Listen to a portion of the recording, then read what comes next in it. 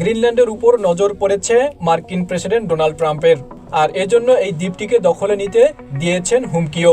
ট্রাম্পের অভিযোগ, গ্রিনল্যান্ডে চীন ও রাশিয়ান জাহাজের সংখ্যা দিন দিন বাড়ছে, যা মার্কিন যুক্তরাষ্ট্রের জন্য হুমকি তৈরি করছে।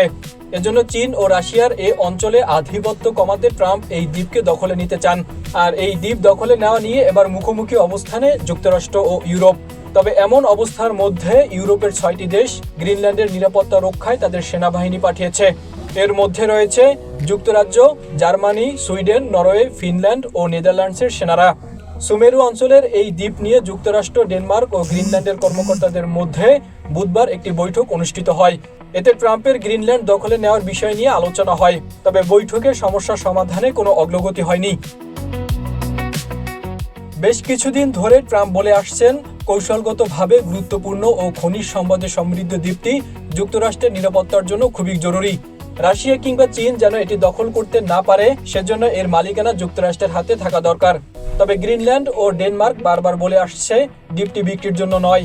যে কোনো ধরনের হুমকি ও নিরাপত্তা সংক্রান্ত উদ্বেগ মিত্রদের মধ্যে আলোচনা করে সমাধান করা উচিত। এদিকে ইউরোপীয় ইউনিয়নের বেশ কয়েকটি প্রভাবশালী দেশ ডেনমার্কের পক্ষে অবস্থান নিয়েছে। ইউরোপের অনেক নেতা সতর্ক করে বলেছেন, যুক্তরাষ্ট্র যদি অভিযান চালিয়ে দ্বীপটি দখলে নেয়, তাহলে কার্যত ন্যাটোর সলিল সমাধি ঘটবে।